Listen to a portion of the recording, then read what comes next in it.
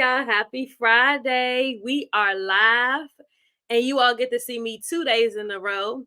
We were live on yesterday. Thursdays are typically our days where we do Speak Well podcast, but this is a special night. She's my friend. She's an artist. I can say she's family. We've been around each other for a long time. We have history. It's hard to catch up with her. She's doing so many things, so many amazing things. So I had to bend the schedule a little bit to get her on the Speak Well podcast. And now I got her. So this is why this Friday is going to be very, very, very. This is going to be a vibe. This is going to be a vibe because that's all she is. She's just a vibe. What I was trying to do, she has a couple of videos. She got some footage. She got a bunch of stuff going on. I was trying to get the video to play. Once I get her up here, start getting her to talking, I'm going to see if I can slide her video in there so you all can see just how talented she is. If you didn't see the flyer, I'm talking about the one and the only King, Dude, the artist herself, the king. Because guess what? How many of you know she can be the king too? Let me tell you something. She exudes. She's everything. I have a bio. I'm going to read it. But I just got to tell you, everything that she says she is that. Everything she says she's going to do, she's going to do that. And I just appreciate her. I am grateful to call her a friend. I'll share a couple of transparent moments once we get into our dialogue about how influential she's been in my life, how important she's been in my life through so many moments in time where she's just been a voice of reason. I've come to her with I've come to her with things where I'm like, man, I want to respond like this. She like, you don't gotta do that. They just hate. I mean, she'll just say it, man. They just hating, man. They just jealous, man. You doing it. They can't do what you doing. You came about the concrete. And so she's always reminding me of my greatness. And I think we bounce that off of each other. So without further ado, I'm going to bring her up, but I'm going to bring her up and I'm still going to do the intro. But I need for you all to see, I'm pretty sure she got on a pair of shades, right? I'm pretty sure she got a glass of wine because guess what she did, y'all? She coined the phrase, it's a lifestyle, baby. She also coined the phrase, champagne me, please. She's big on letting you know, no matter what, it's okay for you to live your life. It's okay for things to be happening. It's okay for the bricks to be falling and you still look fly at doing it. You know what I'm saying? She's the one that told me, hey, I'm going to get this car. I'm going to get that car. Watch me. And I've always believed everything she's doing now, she told me she was going to do it. Everything she's doing now, she told me that she was going to do it. So, man, she inspires me. She inspires me to go higher. There's not many people I could pick up the phone and call who is experienced in a lot of areas of community, of music. Man, she's done so many things. But guess what? Let me just bring her up because I'm sure, y'all know who she is. If you ain't, you get ready to find out. There she is. There she is. What's up, dude? What's up, you? I can't see you. I got a black screen. You got a black screen? I got a black screen. You can't see me? Yeah, I can't see you. I don't know why. Let me see. Look at some of you. So what does it look like on your end? It's just black, straight black. But the camera lets me know the camera's on, but that's it. Can but you this see how I was. Nah, black so screen. let's see something. Let's see. Maybe I gotta change my background because we're gonna get this together. Let me see. Can you see me? Nah. I don't know why. It's this just how it was. It was like this at first when it first came, when you put me in the waiting room. I thought that was I could see you. I could see me. Hold on a second. Let me see. The screen is black. Let's go to. Can you see me now? So I took off the background. Nope. I'm looking at a black screen. Your screen black? Let me see. So I'm wondering. Hold on. Let me do something. I removed her. Now let me see if I could put her back. Can you see me now? Now I just flashed. I saw a flash and then it went back black. Okay. I think I was playing with something. Let me see. We're gonna get it together in a minute.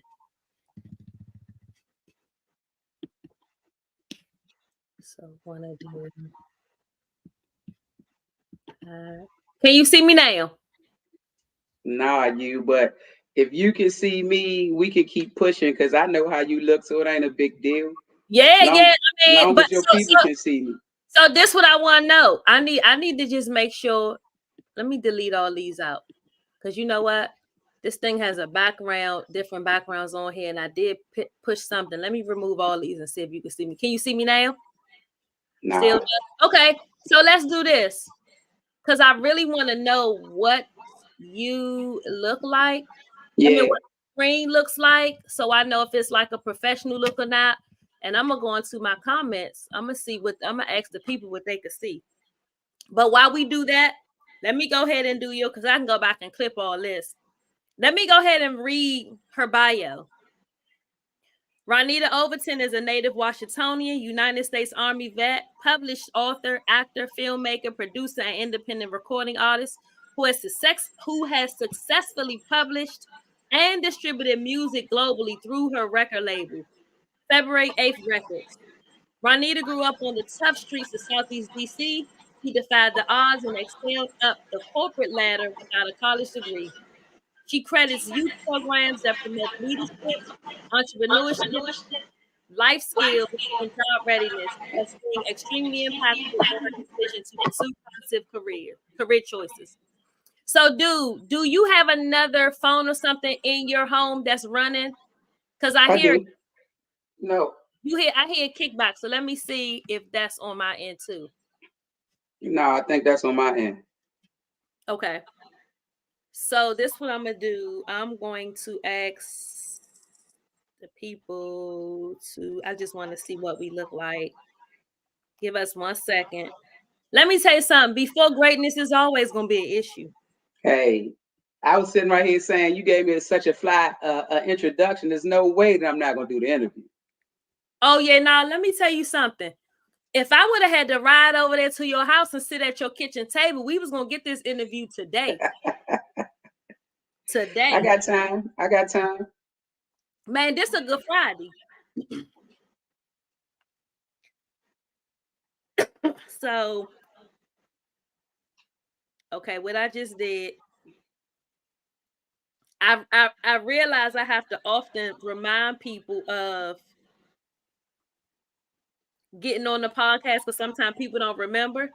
So while I'm doing that, okay, so it says we live. Let me click on it to see what it look like. I'm gonna mute so I don't give no.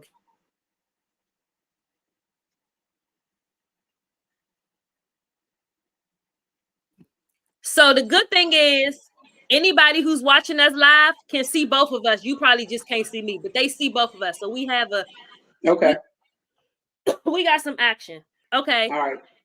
So I'm gonna jump right in. Let's get it. One again, I want to say thank you for accepting the invitation, for making the time to come on. Like I always tell the viewers, I'm not just going to bring you anybody. I'm going to bring you the professional. I'm going to bring you the person that knows what they're talking about. I'm not going to bring you the novice. I'm going to bring you the one that can do the teaching. I didn't Wow. just have a podcast where people are just coming just to talk, just to have something to talk about. That's not what this is. This is the Speak Well podcast. When you listen to this podcast, you will listen to this podcast with the intent to be something and do something. When you leave this podcast, you're gonna be inspired to do more. That's what this is. This podcast, we're always very honest. We're always very transparent. I mean, like when me and you were talking, you like you asked me anything, I'm an open book, and I think that's where we meet at. I don't have nothing to hide. There's nothing that I can tell y'all that y'all haven't already either thought it, saw it, or you knew it because you heard it from me. So this is what it is. I still hear us. We got like a kickback. I think you got something else running. Do you got it? What you listening? What you talking to me on your phone or laptop? My laptop. That might be the speaker from the laptop. That's yeah. So I don't. Okay, no, that's good. Whatever you just did, that worked. Okay. Okay, I just put this on Facebook. I see some people coming in. So again, thank you for rearranging your schedule to come on. Your story has always been a story that, not that I needed to hear because I know it, but your story is a story I wanted other people to hear. It's inspiring. It gives people hope. It lets people know it's not the end. I watched you, and I hate to start off, right at the top, but I just want to talk about this for a second. I watched how you defied the odds. Like I said to a young lady last night, where we come from, we wasn't supposed to make it out. And not only did you make it out, you made it out. You made it out unscathed. Lost some things along the way, got some scars, lost some friends, lost a couple of dollars. Your name got trashed, but you made it out. You made it out successful. You made it out in one piece, right? You in all this transition, you lost mom along the way, right? So you had to figure out how to live life without a mom. You had to figure all that out. And then I'm looking at you now, I'm like, man, these are the friendships you cultivate. These are the friendships that you hold on to, because we lost a lot of friends. We lost a lot of friends along the way too. And every day we wake up, they're on our mind, they're on our heart, they're in our thoughts. But at least we can say to them, man, look at me, I made it, right? So a lot of times we listen to you talk. I remember I had an event at my house and I just wanted to have all of the people there, all of the girls there, plus dude, right? I wanted to just be in the room because everybody gotta have their tribe. Even as adults, they said take a village to raise a child. Nah, I still need my village. I still need to be surrounded by love and laughter and fly shit. I still need to know I'm that girl, and I still need to be able to tell my friends you that girl. So I put this thing together at my house, and we all came together. And man, when I say we had a ball, you We have a way did. with words. You always have had a way with words. And so we just kind of in the living room and we kicking it. And man, I don't even know what happened. I don't even know I don't even know what happened, but we was just all just kicking it, drinking champagne, drinking wine. We had our shoes up. We just eat.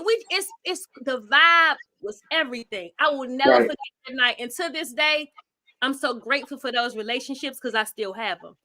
People come and go, right? Right. Man, we were having so much fun. I don't even know what happened. You were supposed to be leaving. And before I knew it, you was like, who's in charge of the girls?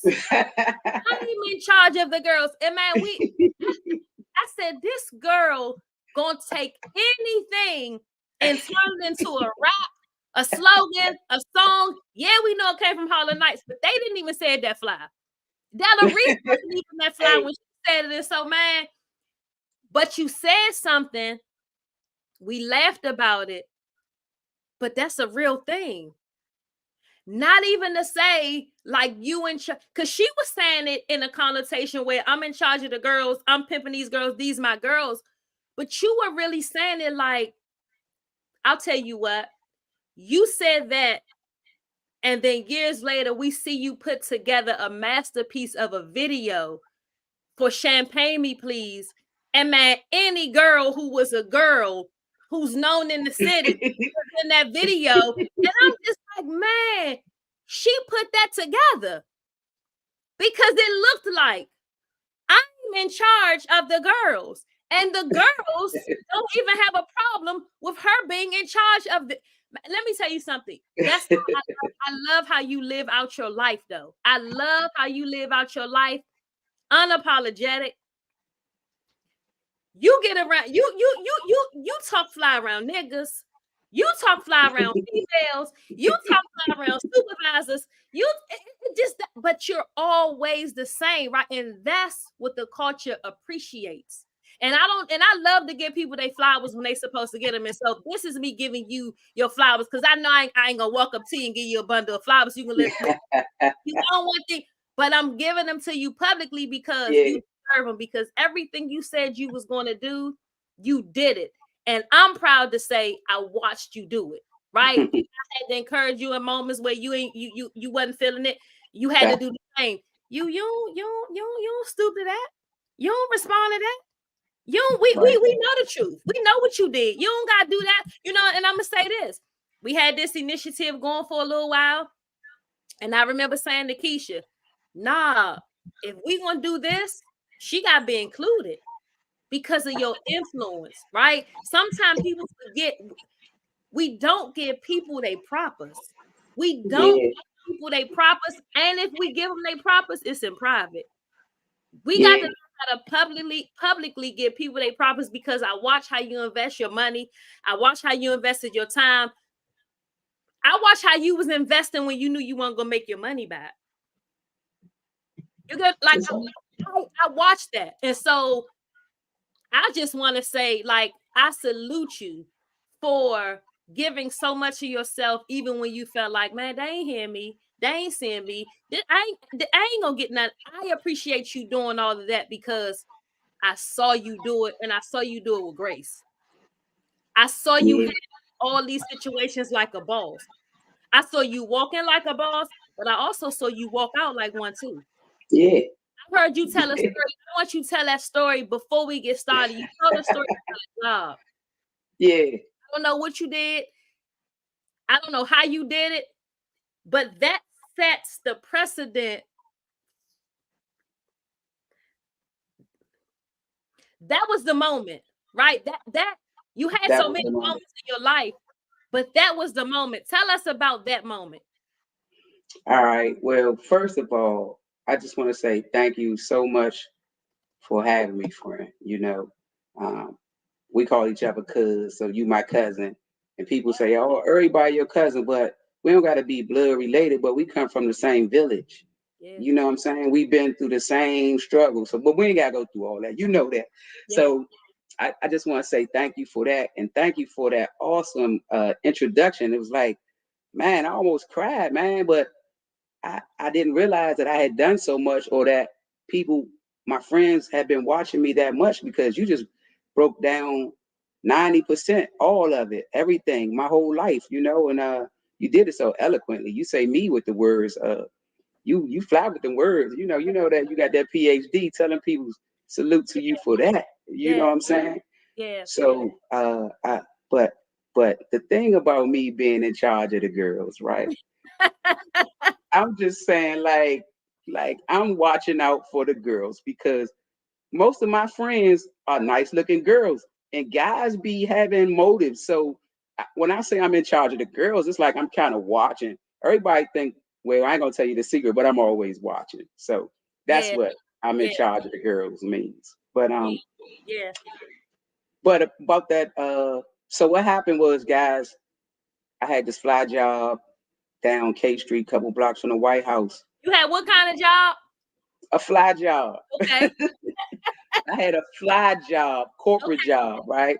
So I'm the director out of about 13 directors, and I'm the only black director, and I'm the only woman, and I'm the only gay person, openly gay in the whole office, I think. So, Mhm, but I got a fly job down K Street, couch in my office, window view, closet, all. I'm talking about the flies. So when I first got the job, I was like, I can't believe they let me in this joint. I was like, man, I done talked my way all the way up the corporate ladder. I ain't got no degree.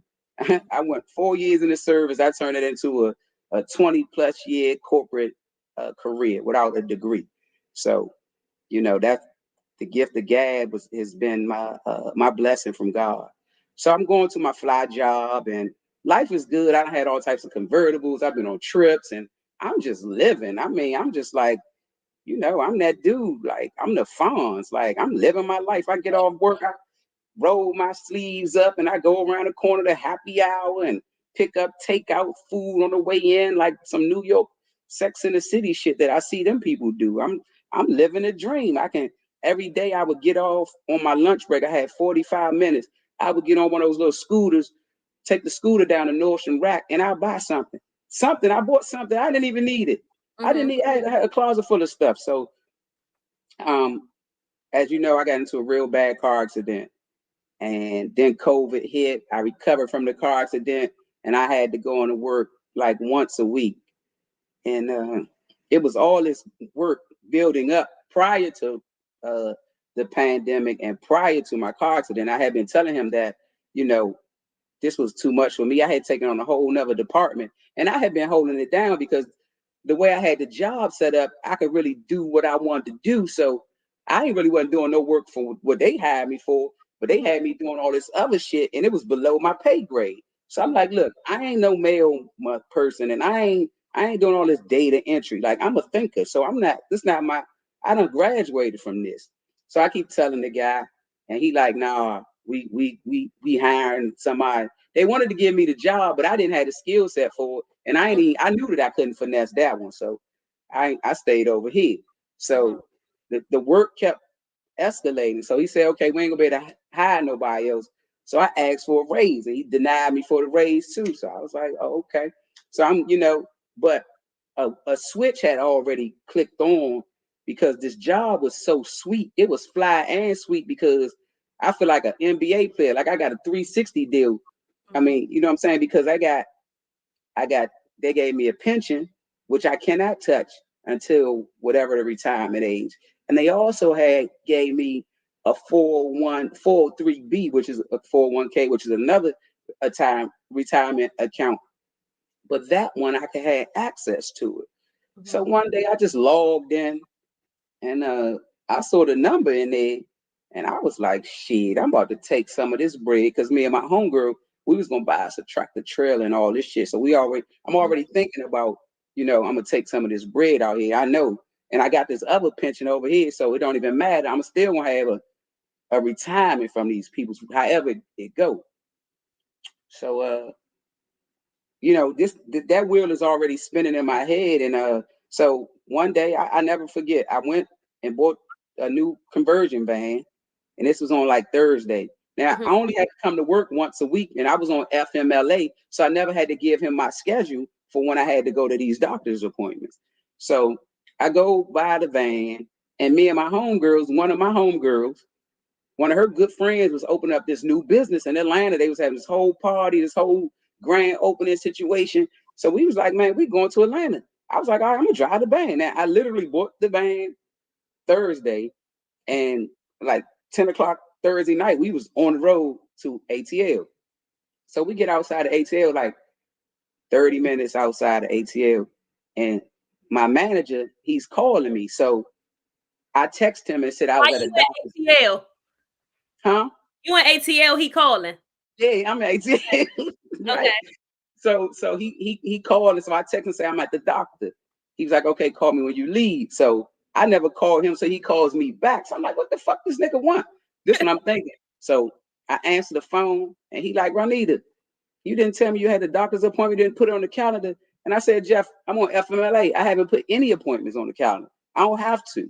So he was like, well, we need this report done, and I need you to go down to the office and find this some mail that he was looking for, right? And I looked at Jeff. I mean, I ain't look at Jeff. I look at the phone, and I said, you know what, Jeff? We've been here before. So respectfully, I resigned, and I hung up. Right now, I'm in the car with my homegirls, and they looking at me. My homegirl on the passenger side, she already know me. When I say respectfully, she looking at me like, don't do it, don't do it. She trying to talk me off the ledge, but I'm just already gone. And I hung up. I hung the fuck up. And then I was just like, fuck it. Cause I knew that I had a skill set that I would be able to get a job. I've never been unemployed in my entire life. So I wasn't even worried about it. And I knew I had that bread right there, and I was going to become an entrepreneur. But Mhm. the other thing is that I had already started writing a book, right? So I already started writing a book, and then I was just like, so I would go to work, and I would write a few chapters or write some at night. And then once I quit the job, I was just like, I'm gonna finish the book. Mhm. Me and Steve's roommates, I came home and I said, look, I quit my job and I'm gonna finish the book. We good. And he was like, all right, because he was the only person, me and him lived together. I had to let him know what was going on with my financial situation. And then I just that freed me though. I had been on the plantation, and what I didn't realize is that I had already had enough. Because I'm a planner. I ain't scared to leave a job, but I've never quit like that. It wasn't even. It was like man, I'm out of here. I ain't even tripping. Yeah. So I didn't even know. But like you said, listen, I had created a lifestyle, right? I, this job has afforded me, you know, the job had accelerated me to the highest level that I had been in legit financial situation. You know what I'm Mhm. saying? So I thought I was gonna retire there. I ain't had nothing to do. I hang out all night, 4 or 5 in the morning, take a shower, go to work, sleep on my couch for a few hours, Mhm. eat. You know what I'm saying? It was like the sweetest. I couldn't believe it. Yeah. Sometimes I used to be like, I couldn't believe that shit. I take 2 hour lunches, be Yeah. walking around downtown. It was like I couldn't believe I Yeah. had did it. I had Yeah. outdone myself. But Yeah. so I quit. And that right there just I already had the hustle in me. I know how to hustle, and I wasn't scared. I wasn't scared to fail. And I mean, what's the worst could have happened to me? I mean, it was like I didn't need anything. As soon as I quit the job, I paid all my bills. I paid all. I just had one. I had the truck note because I had a car too. I paid all my bills. Right. I don't owe nobody. Now the credit card bill, I paid everything. So only thing I had to pay was my part of the mortgage and Mhm. write the book. I didn't, and like I said, once I quit the job and I stopped shopping so much, I realized how much money I had just spent on dumb shit. I still got shit in here that I ain't wore. You know what I'm saying? So, Yeah. I mean, but at the end of the day, I have to honestly say that that job was also a blessing to me, right? I didn't take it for granted. Like I said, I hang out all night, 5 or 6 in the morning, doing whatever. But I was at work all at 8 o'clock. I ain't calling out for work. I don't care if I got a hangover. I don't care what the situation is. I'ma show up. And see that Okay. white boy, he knew that. The white boy, he knew that I ain't Mhm. never failed him. He was like, man, I got this going on. I'd be like, don't worry about it, Jeff. I'll take care of it. Yeah. I'll take care of it. But Mhm. he thought I was sweet for it, right? And Mhm. this what happened with people a lot in my life is that people be mistaking my kindness for weakness. For real, I'm finessing him by telling him I'm gonna take care of it. So I'm Yeah. gonna take care of it so he don't be in my way. You Yeah. know what I'm saying?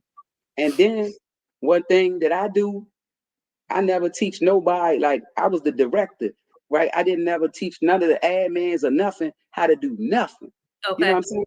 So when I had quit the job, this the best. I mean, not the best, but this was the win for me, right? I quit the job, and then because I had been working from home, I had Mhm. Mhm. all the files, because I was managing some contracts. I had all the files. That's what I did. I Mhm. put I put them motherfuckers in the recycle bin at my house. Y'all can figure it all out. So then I just happened to look online about 9 months later. They was still trying to fill my position. I saw the Yeah. joint online. Yeah. So Yeah. you gotta make yourself irreplaceable. Yeah, and you made yourself marketable, irreplaceable. You created a trust between yourself and in the employer or whoever your supervisor was, so they didn't have to ask you a bunch of questions. You had made yourself so available, which is why he thought he can get you to do something while you were on FMLA. Like you said, he thought you was sweet for, but you had already right. You already knew. You think you working me, but I'm working you. But let me Exactly. ask you something.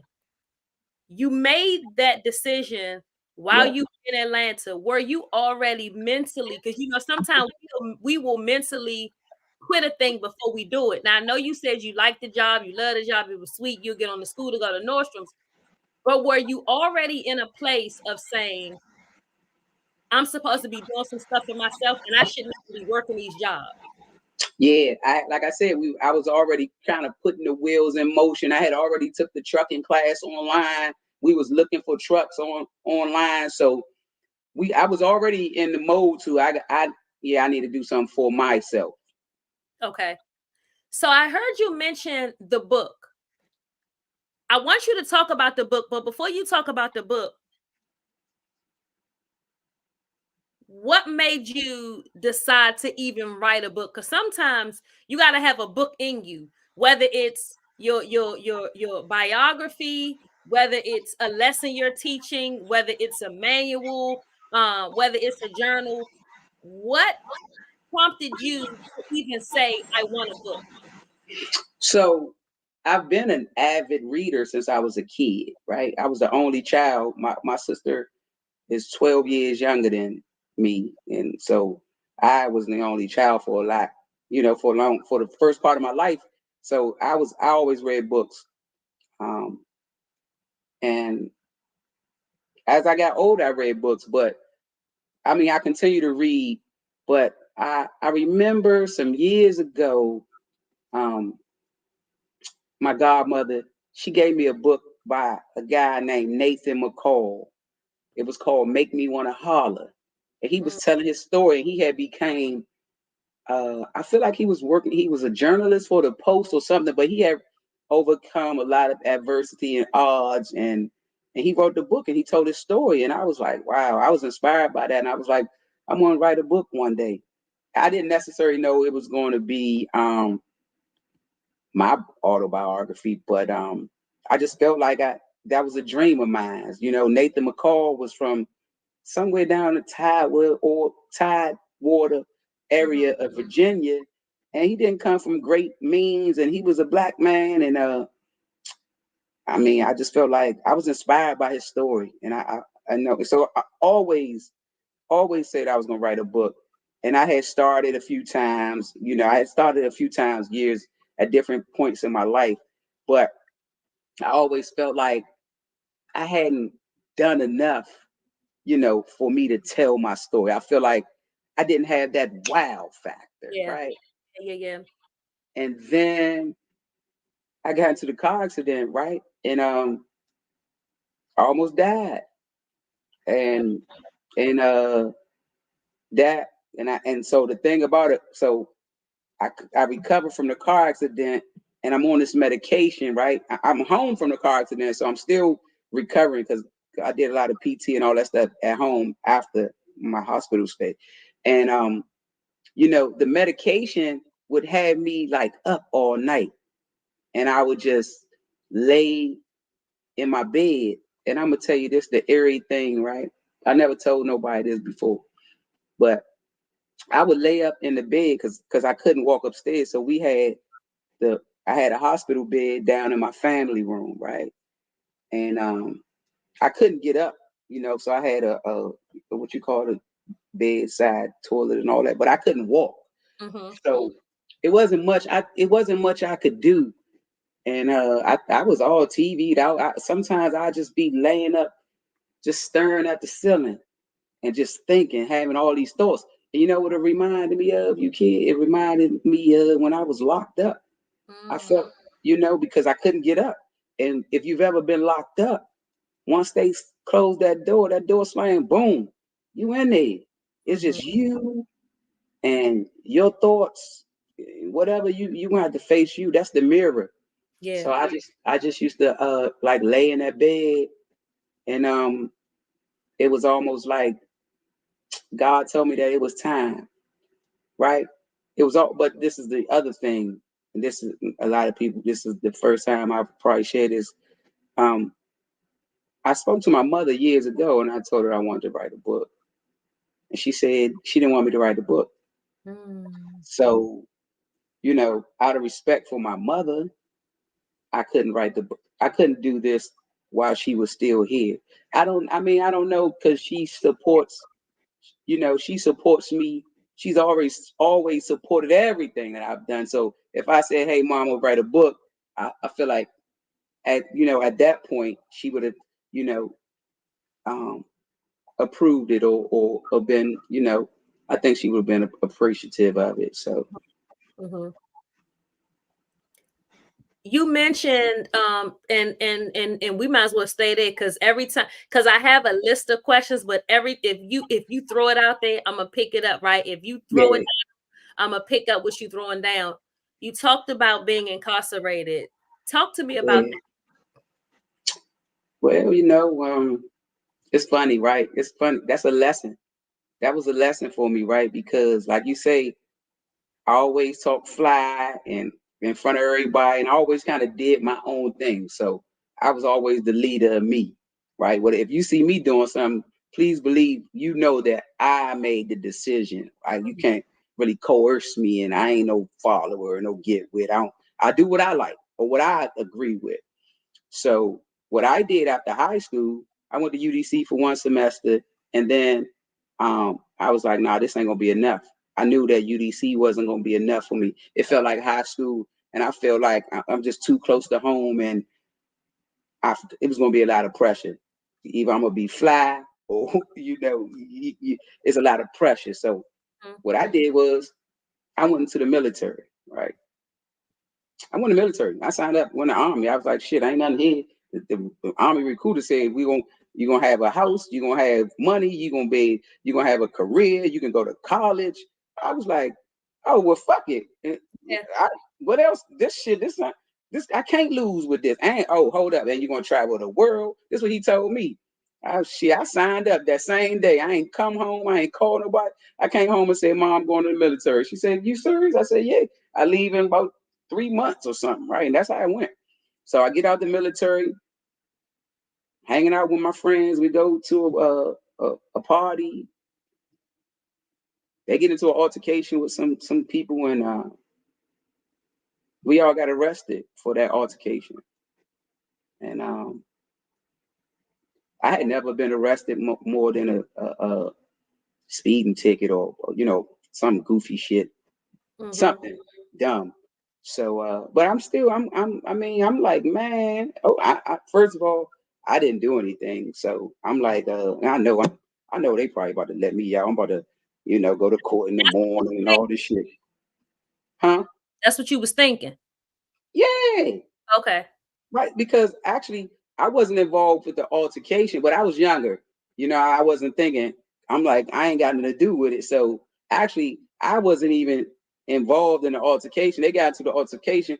I stepped off because I didn't agree with the altercation, and I should have just kept on stepping. But I was waiting in the cut. What I didn't know is that the people that they got into the altercation with had already called the police. So the police was on their way anyway. But we didn't find that out until we went to trial. But you know what I'm saying? Now, I don't care what happened. I'm walking away. I don't want to see nothing. I don't want to wait for nothing. I just figure it out. But back then, I was like, man, worst case scenario, they going to get locked up for this dumbass shit fight. And then I'm going to take the car, drive home. This was my thought problem. We're on the other side of town. So what I said happened. They got locked up. They was getting locked up. And then out of nowhere, some joker runs over there and tells the police, she was with it too. She did it too. And I'm like, man, fuck is he talking about? Where the fuck he come from? Yeah. So, so yeah, that's how I got locked up. And I thought that I was gonna get out in the morning. It was like it was bleeding and all this shit. I got on a white t-shirt, gray New Balance. I'm fresh as a motherfucker. Ain't no blood on me. My clothes ain't wrinkled. I'm like, yeah, I'm getting out in the morning. Mind you, I just got out the service. Let me run it back. I got out the service in November 2000. I got arrested on May the 7th, 2001, 4 days after my birthday, right? 4 days after. That's why I was going out, because it's my birthday. And I got arrested. So I'm thinking, yeah, I'm a veteran, and I got a good job. They letting me out. So we go to court, and they like, nah, one of the victims is in the hospital, so give y'all a 5-day hold. So I'm like, 5-day hold? But I'm still like, okay, I could do 5 days, right? I'm like, all right, 5-day hold. But my my lady at the time, she worked for this law firm downtown, right? By the Wilson building, whatever that building is where Jordan Restaurant used to be. And she worked in there. And she came to see me that day, and she was like, look, my buddy one of my lawyer friends said that you probably not about to get out after this 5-day hold, so I just don't want you to get your hopes up too high. And I'm like, man, nah, man, they gonna look at my record like they gonna let me out like I ain't do shit. Like I'm green and shit. I don't know, like what I'm saying. I know people go to jail, but I'm like not like me. Like I don't go to jail. So I'm like, man, we go to court. And show us grits is groceries. What she said happened, they was like, I don't even, it was like a blur. Until trial. I was like, what? Like, what the fuck just happened? Like, right? I was like, I couldn't understand. So yeah, so I got locked up. I had no criminal record, and yeah, I had to lay down for like, I think I got locked up in May. I think I got out after 9/11, by the end of September. So like 4 months or something like that. Shit changed my whole life. If you've never been incarcerated before, that's too long. The overnight is too long. I mean, listen, this is the thing about black people, right? We're gonna adapt to our environment, you know. I mean, what the fuck? Listen, I'm from the hood. Everybody, damn near everybody I know said they've been to jail. So Mhm. listen, so Yeah, now I so now I'm going to jail. So now I gotta, all the shit I done hear these niggas say about jail. That's yeah, only my jail knowledge. So I gotta follow what the rules are. So yeah, I'm like, I got on the new 990s, whatever the new is. So I'm like, man, they was like, if a nigga asks you what your shoe size is, man, you have to wreck. So I'm like, man, I had my shoes on for like 5 days. I had to sell it. I don't know nothing about jail. I didn't eat for 5 days because I'm like, fuck this. I'm think I'm going home. yeah, So I had the motherfucking shoes on. I slept with the New Balance on for like 5 days. But my Sally, she was detoxing or something every day. She wanted my tray. I was like, you can have that shit. So after 5 days, when I came back from court, I was like, man, if this bitch want these shoes today, we gonna have to wreck because I took them motherfucking shoes off. You know what I'm saying? Like, but yeah, I mean, but let me tell you something. The good thing about it is, there's nothing good about being in jail, but yeah, when I got there, one of my homies, one of our homies from around the park, she was already in there on another bed. She was a little bit older than me, but she remembered me. So she was on detail. So she want passing out shit on detail. Then she see me and we start talking. So then I'm good now because I know somebody. You know what I'm saying? So when I finally get off, because after the 5 day hold, then they let me out of my cell. So then, you know what I'm saying, she was just, schooling me on the rules and in jail, you know what I'm saying? You know what I'm saying? Letting me know what's going on in the environment. And yeah, yeah, and that shit changed my life, you know. yeah. You know what I'm saying? Ain't nothing. There's no uh, um definition for it, right? Mhm, mhm. You know what I'm saying? Like, there's no definition. The feeling that what you gonna go through. You know, the toughest person, man. But I, you know, but it. Tell me, so let me tell you, the infamous Congress pop, right? Um, Mm-hmm. people hear it, people see it. It's even viral on YouTube, videos, people speaking, people narrating, people telling their story. Yeah. Um, but it's nothing like it if you haven't lived it. It's Right. nothing like it if you don't come from out of those buildings and those camps and those circles. It's nothing like it. Right. Talk to us Absolutely. about your upbringing and your childhood in Congress Park. And I'm talking about, because see, I can see you having a book. I got a book in me. If you survive Congress Park, you got a book, you got a movie, you got a monologue, you got a story, you got something, because we literally had to duck and dodge. That's not something that we say as a cliche. We had to duck, we had to dodge, we had to run, we had to hide, we had to be whatever. But here's the other thing about it, and I will say this: while we had to do all of those things, we had major fun, from We facts. That's party fact. to the being outside all night, going to see RE. We had fun, so it was a thin line between the fun we was having and the grief we was going to experience the next day. That's facts. I remember, and oftentimes me and Wap go back, through time and just talk about how things happen. And sometimes it can get a little emotional because we remember things like it was yesterday. And Yeah. I'm thinking about a time where we were all outside when the homie Tweety, rest in peace to Tweety, he was getting ready to go to the prom. We were all Yeah. outside because we were so excited that A hood nigga was going to the prom with a girl who was graduating. We was just outside, because I'm gonna tell you what made me remember it. See, I love reliving. I love sharing our stories, because that's. Yeah. But I remember being dressed up because I was on my way to Constitution Hall to go see the Isley Brothers. And back then, at our age, that was stuff that our mothers listened to. We was doing fly stuff like that. So I'm like, man, Yeah. to prom, I'm about to go see the Isley Brothers, but I'm gonna wait to see them go up to the prom. But we were so excited. I come home from my show. I get a phone call in the middle of the night. Tweety got killed. So it's literally a thin Yeah. line between the fun you have and the grief you're gonna experience. It was so, Man. man, I'm talking about, and these are the things that people need to hear. This is why you can talk fly. This is Yeah. why I can talk fly. This is why I can dress fly. Because if Yeah. you knew what I knew, if you lived how we lived, if you survived how we survived, these Yeah.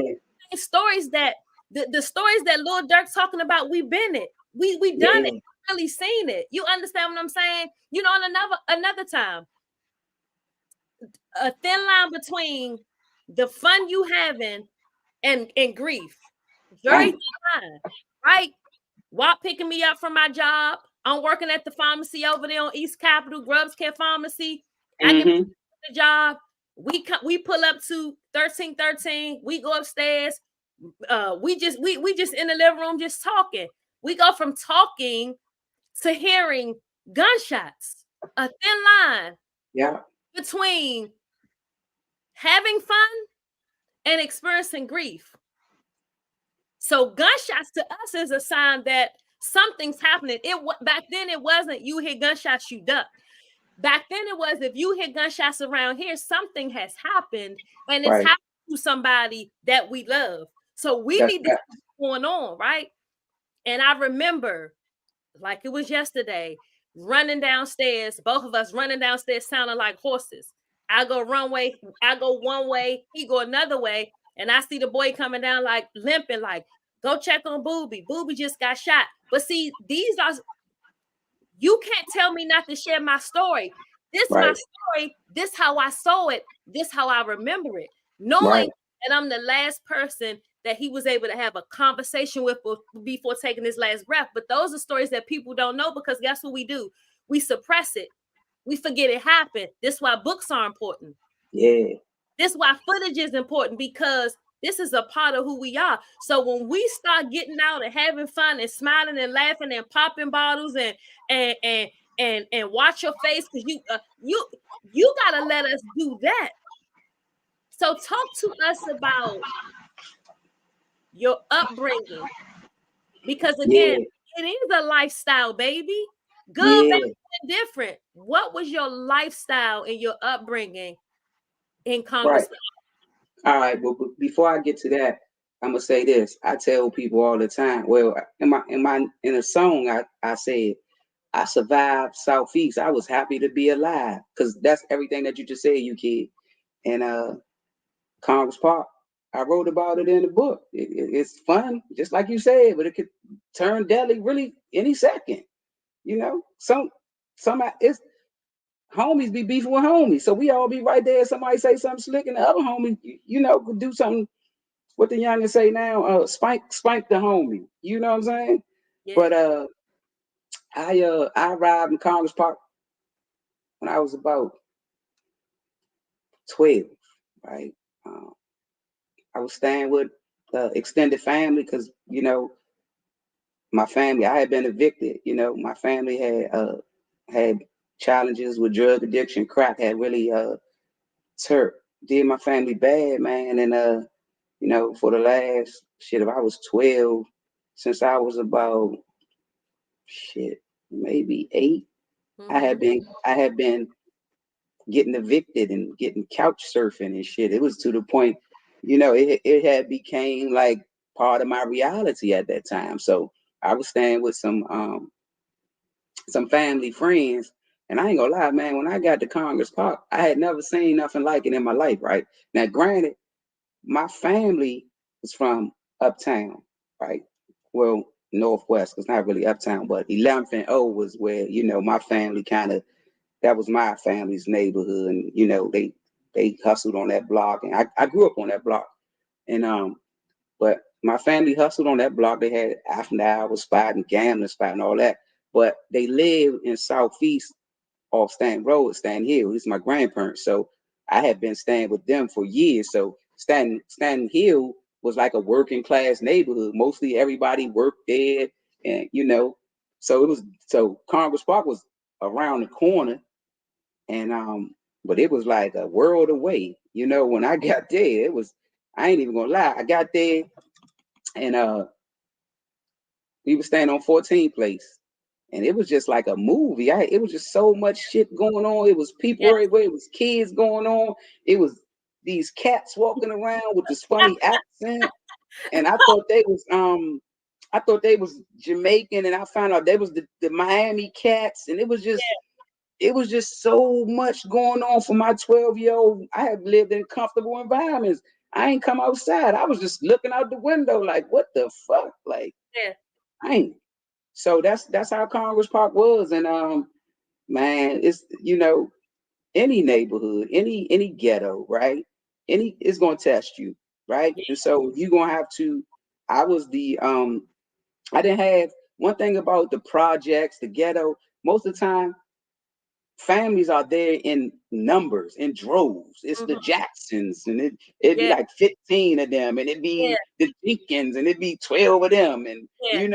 and then it might be somebody else, and they got 6 kids. That's still a mob right there. So yeah, it was just me because uh my extended family, they wasn't like as outgoing as me, so they wasn't outside like I was. You know what I'm saying? Like, Mhm. so I kind of always been like a tomboy, awkward little kid. So off the break, I had male friends, but I Mhm. always had female friends. Well, because like my extended family, she was older, so I hung out with her and her girlfriend. So that's how I kind of knew all the girls. So man, after a while, man, I knew everybody, and it Yeah. was there. I got a hood name, right? Because uh rest in peace to our brother Truck. Truck used to always be fucking teasing me and shit. And then Okay. like one day, I don't know if he pushed me down or something. I don't know what he did, but Truck did something to me, and I just turned around and stole him. And then Tennille just started laughing and shit and started saying, "Way to go, Rocco!" And Truck was mad as shit. And so that they gave me that name from there on, and then that was my name for many years until I became Raw. Um, but Congress Park, man, it's Congress. But that's what I tell people: if you can make it there, you can make it anywhere, because you're Dang. gonna see every type of scam. You're gonna see anything under the sun. It's gonna happen right there. From, I mean, even to the person that you wouldn't, the least person you think might bring you a Yes. move. Yes. You Yes. know? Congress Park prepares you for friends and enemies, right? Yeah, Congress because you Park, right there with them. you right there with them. Congress Park is so close knit. You know these people, but I guarantee you, they gonna switch up on you. That's But again, fact. if you can make it there, you can make it anywhere. You know what I'm saying? It's almost like Congress Park is a community inside of a community. We don't leave. You want to see us, you gotta come here. Yeah. And You know see, what and I'm that's the part. That's the saying? Yeah. bad part though. That's the Yes. bad part, man, because man, I mean, unfortunately, I Congress Park, I look at it like a VHS tape, right? Remember back in the day, you watching a movie, you Yeah. push pause on that joint, right? and Yes. then you and then you do whatever, and then you come back. I mean, we do that now, but Yes. VHS, that's vintage, right? And that's Yes. how Congress Park is. I don't give a excuse my French. I don't care how many times I ain't been there. When I get back around the way, the game ain't Yes. changed. It's just new players, and then Yes. the new players, they be looking at you like, who was you? The youngest was looking at me like I was crazy when I bought that chair and set it down in the middle of the circle. Yes. The young Yes. lady came out the building, hooping and hollering, "Who is you? And why?" And I didn't say nothing because I was like, "Nah, I ain't got to do that." And then next thing you know, somebody said, man, that's right, blah, blah, blah. Even Yeah. though, I mean, I did shut the whole block down, but I did it before I knew y'all was going to be up at noon on a Sunday. You know Yes. what I'm saying? Yeah, I was there. Yeah. Yeah. So, Yeah. And I so come. love how although you had these I love how you had these moments that wasn't so favorable, but you still love because here's the thing, you can love Congress Park and not be a part or as frequent as you were. Because guess what? We love it, but I ain't going Yeah. back to hang out. I ain't Yeah. going I can't go around there and hang out no more. you have I got too already much to you have lose. already we when you evolve to another level, you can't go back because it's a suction. Yeah. And and you can be as strong as you think you are. It'll listen. Michael Corleone in Godfather Part 3 said, every time I try to get out, they pull me back in. When Yeah. you think you're out, it pulls you back in, and you're frustrated now with yourself because you're like, man, I thought I was done with this. And you can go back to visit and stick your toe in it. You're wrapped up in something. You like, oh, Yeah. but I'm so glad that you and I'm so glad that those who felt like they couldn't get out are out. And if you can get out, you're gonna do big things. Because everybody I see who's out doing amazing things. I'm not saying, and here's the thing: you didn't abandon them. You got out, you went back to get some youngins. We're gonna do this, we're gonna do that. I'm gonna teach you this. You went back to do that. But if you say you abandon them, what you're saying is my life is so valuable. I can't hang out here every day, all day, and all night. That's just not gonna work. Yeah. That's absolutely right. And see, the thing about it is that no matter how many trips you've been on, no matter how far you get away, it's always gonna be home, right? That's one place where everybody know your name. You know what I'm saying? Everybody know your name. If they like you or don't, they know your name. You know Oh, your that's Rob. I can't stand Rob. Oh, that's Rob. I love Rob. Hey, Rob. Oh, I can't stand Rob. But they know me. You see what I'm saying? Like yeah, it's the truth. So it's just a place like it's home. And I always feel good because when you go home and early, I still get love. You know what I'm saying? I'm Rob when I go there. You know what absolutely, I'm saying? I'm Rob absolutely. when I'm go there. But I can't go there. It's too Yeah, much. Like you say, I don't feel comfortable there because the environment is the aggression that the young guys have right now is totally different from when we were growing up. They they they don't even know what they killing each other for. And it's mm, very minute. I before it was a little bit, you was gonna get killed if you was killing people or you was getting money or you was something like that. But nobody getting killed over a pair of tennis shoes or a cell phone with all these cameras.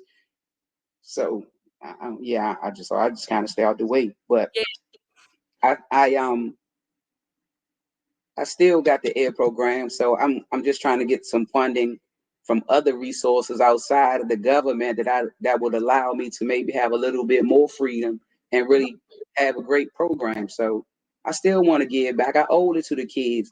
I mean, at the end of the day, I wouldn't be who I am if I didn't grow up in Congress Park. yeah, I wouldn't yeah, have the confidence to walk in any room, any door, any place and be me, right? yeah, Unapologetically be me, right? yeah, And I learned that there because you know how many names I done got called by the homies, all types of slurs and all that, right? So if I can get these people who seen me grow up from the sandbox to respect me and what I represent, I yeah, know I'm not going to let someone that I don't know at all disrespect me and what I represent in any type of way. yeah. And I'm not going to discredit it either because the things that the things that I have that's attached to me that I love came from that place, right? Right. My son, my husband, my extended family, Trey, Dion, Peaches, like so I cannot deny that that's a part of me. It'll always be a part of me. The friendships that I've created, the bonds that I've created, many of them came from there. You said something, and I was going to touch on that. We're going to talk about your music. We're going to talk about your book, but I want to get into something because I know there's a misconception, and I don't know why it is. there's a misconception that people who are a part of the family that you're a part of, the community that you're a part of, which is LGBTQ, LGBTQAI, because I plus, they don't think that you all are supposed to be successful. People don't think that you all are supposed to dominate spaces, but I'm a living witness because I've worked with you all. I'm friends with you all. I've consulted with you all. I've gotten advice from you all.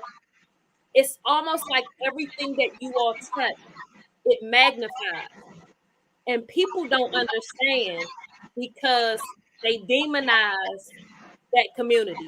Right. I'm a woman of God and I don't, because I know how big God is. So I never get into, and you can say I've never got into that with you or anybody else, which you shouldn't, because here's the thing. If whether it's that drinking, if a person is out of the will of God, that's not my business. That's between that person and God. But I've watched how you've taken, like you said, the slurs, the name calling, the this, the that, you being a tomboy. I watched you take all that and made it work for you. How was Yeah. the moment when you and I want to almost say that you didn't have to break the news to your mother because she knew, but tell me what that moment was like. Was it comfortable? And I'm not even just saying mom, I'm talking about family as a whole. Was it comfortable? Was it uncomfortable? Where you at a place you like, I don't want them to know. I ain't never seen your ass in a dress. So we not even about to say you used to dress and dress. We not even gonna say that. But what So I but what wore a dress to the prom, 1995. I ain't never seen no dress. I'll find some pictures around here somewhere. I'm gonna show it. I'm gonna put it. That's gonna be the thumbnail. Nah, you can't. I can't let you show it. I can't. Nah, I can show it to you. I'm gonna have to show it to you in person. Ain't no screenshots or nothing. All right. Um, yeah. So, uh, I've been myself all my life, right? And don't get me wrong. I messed around with a couple of guys. I used to date guys sometimes a little bit just to figure it out. But but I knew that I like women. But I thought that I was supposed to date a guy. And uh, when I went to the military. Me and my mom, we used to write each other because you can't use the phone much. So, and we wrote back and forth every week. I'd get a letter, and I sent her a letter. We was writing. I'd be like, "Yeah, mom, we went to shoot a gun today, and we went on a road march." And then I was like, "Yeah, by the way, I'm gay." And then I was like, "And tomorrow we gonna go do whatever, whatever, whatever, right?"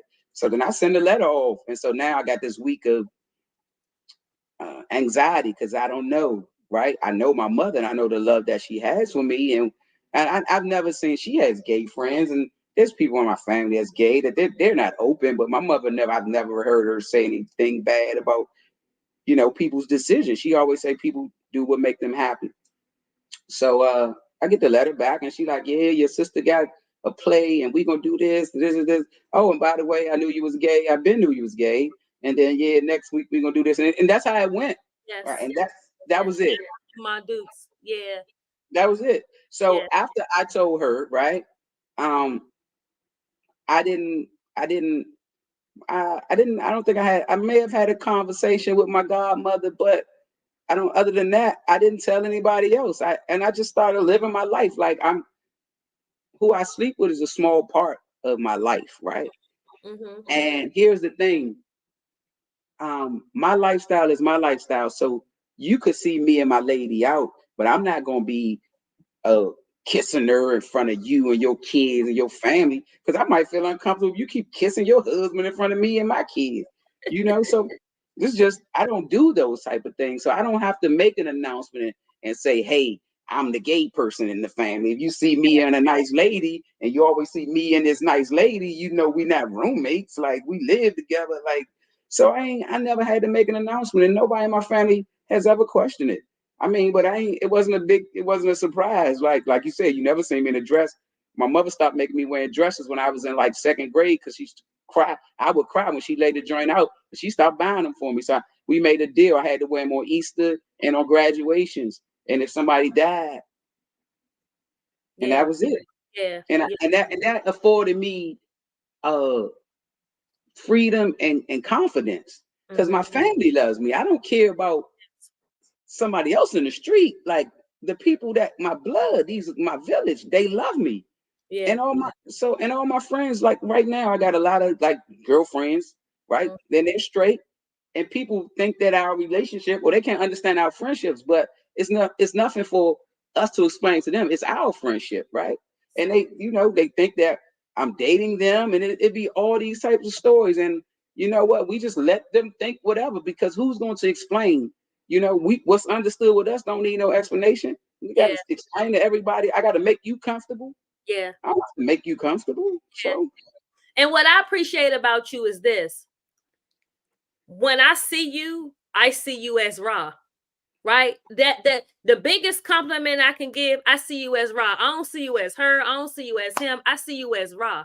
And I've always respected you for who you are as a person, as a human being. I was thinking when I was preparing for this interview, I was saying, I want to say this to Ron, I want to say it publicly. When I was preparing for my wedding, we were planning the wedding and all that stuff. And we had a group chat with all the girls, the mhm. in the group chat, and I was just throwing stuff out.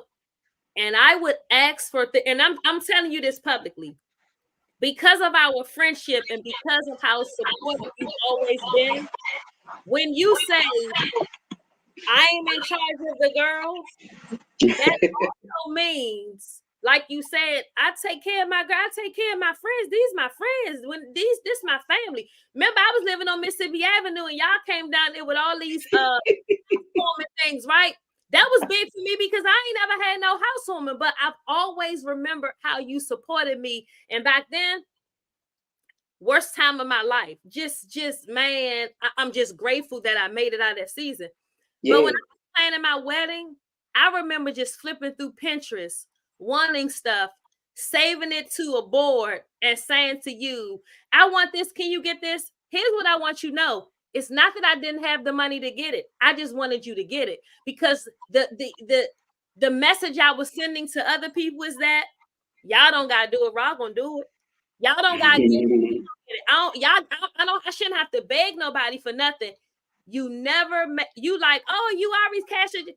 I think I got it was to you. Look, I don't have no more money, girl. I done gave it was like everything you supported, you know, like a year, half, and like 2 years before Wap came home, you support him. You will Wap need. You would cash out me money. And I told him sometimes Rock cashed out me money. You didn't even get it, but that was because you were saying, "Man, I'm gonna look out for the homie. That's the homie." But you've always been that misunderstood, right? Um, Even sometimes may have spoke out of turn because we all do. But you've All right. always been who you all. You've always been this person, and I appreciate that. Um, what would you say? I'm not even going to say to young people because you have adults that are not confused about their sexuality. They know who they want to be, but they're afraid to share it with family, with friends. What advice would you give to them? Because people should be free in how Yeah. they're living. And that's a burden. Listen, I watch a lot of podcasts, and many of them are of people who are of the LGBTQ, and I'm a straight woman. But I get so many jewels from people in that community. You know why? Because y'all unapologetically live and do whatever you want to do without the thought of anything. No, I'm going here. We going to travel. I'm with my lady. I'm with my Yeah. man. I don't care nothing about what lies y'all living in, but I refuse to live in a lie. What advice would you give to people who want to come out and just afraid to come out? Yeah. The funny thing, you asked me that.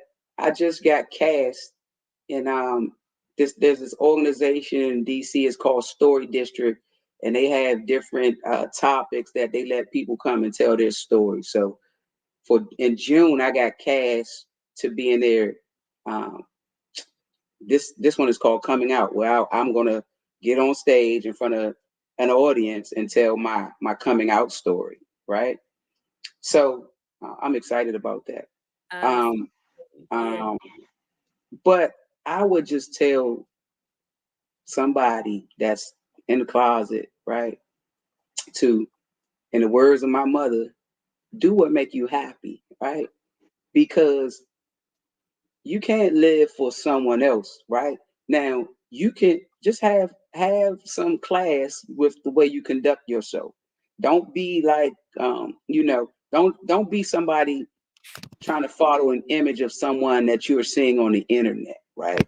Because sometimes those people they're very unhappy, but be your authentic self, have some class and respect, and go where you're celebrated, not where you're tolerated. So if your sexuality offends your aunt that is a holy roller at church, right? Don't go to that family event where she's going to be so she can chastise you and make you uncomfortable. Just respectfully say, hey, fam, y'all know me and Aunt Kathy don't kind of see eye to eye. So I'm not going to be able to attend that event. And I didn't have that, but I dated. I never had that happen in my family. But I used to date this young lady, and she had this aunt, and she was just always on me. And I was just trying to. She's older than me, but my old girlfriend, her family called me dude, and the Mm-hmm. aunt was adamant about calling me Ronita, and it didn't bother me because Mm-hmm. my elders called me Ronita or my other family nickname. So she Mm-hmm. wasn't really bothering me, but it was disrespectful to me, right? Right. So after time went, so one day she be coming for me, but I just respectfully I don't say nothing. So she come telling me about my lifestyle and all that. And I don't really talk about religion and all these. I just let people see me from their lens. I'm not making I'm not explaining me to you. So she was talking fly to me, and I just turned around to her and I just hit her with I said, look, he who was without sin cast the first stone. And Mm-hmm. she just looked at me with her mouth open, like I wasn't knowledgeable of religion, of the Bible, like I didn't know the word. Just because me and her never had a conversation, I ain't owe her that.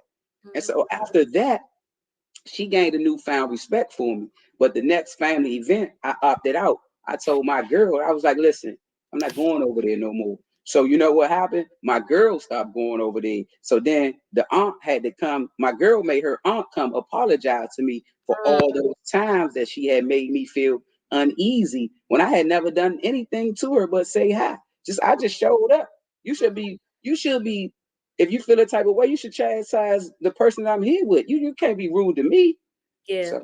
So I mean, I just respect is big, and when you're gay, sometimes people lack respect for gay people. It's like you were the third class citizen or something. So I don't allow anybody to play with me and my sexuality. You can't call me. I can't control what somebody says when I'm not here, but you Yeah. can't call me derogatory names that you can't say crazy stuff to Yeah. me. You need to call me by whatever name you know me by.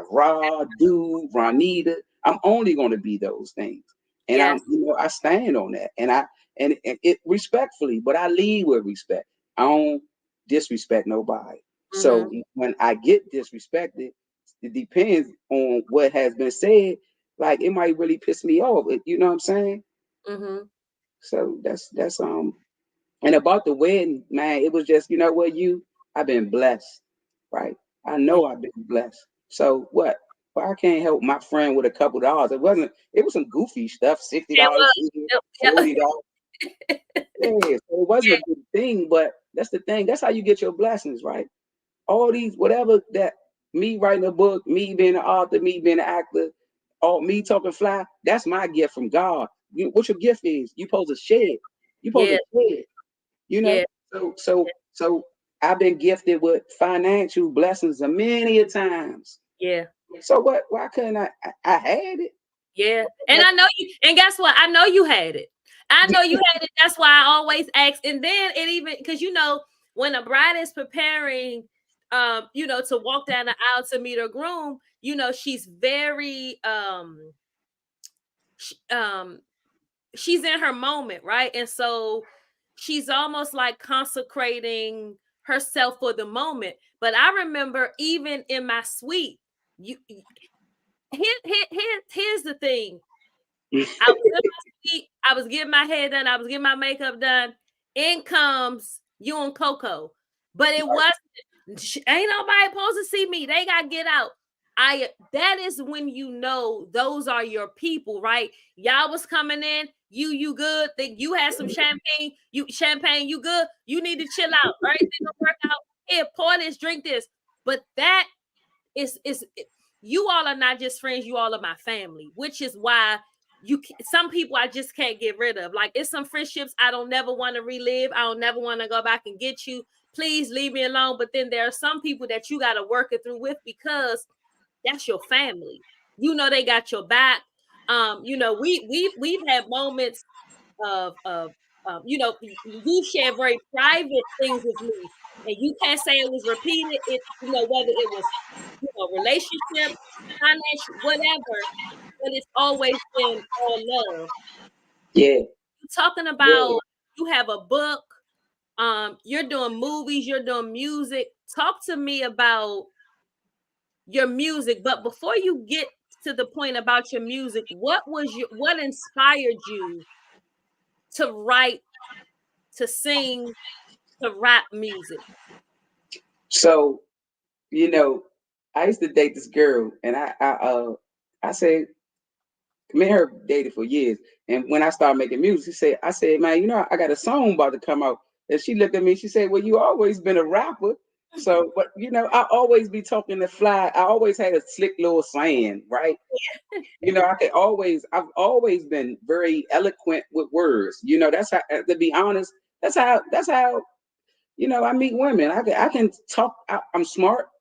I can have a conversation about multiple things, right? Current events, politics, education. I've been, you know, I've been around the world. I know a little bit. I was in the military. I work in corporate America. I've done this. I've done a lot of great things. So I have a whole lot. I got a repertoire in my brain, man, that I can, you know. So I'm ready.